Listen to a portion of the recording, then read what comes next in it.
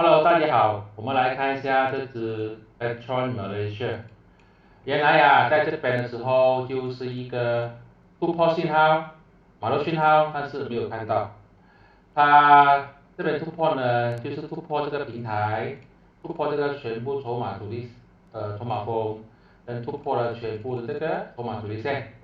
嗯，但是如果没买到也是 OK 的，因为它的下一个阻力就是这个咯，也就是今天它的收盘价4.89，现在它已经突破了连续两根青色蜡烛弹上去，今天呢就回调，我们要看它会不会跌破这个支撑，这支撑就是之前的这个筹码阻力线，如果它没有跌破，来一个止跌回升弹上去啊，这个时候才可以买入。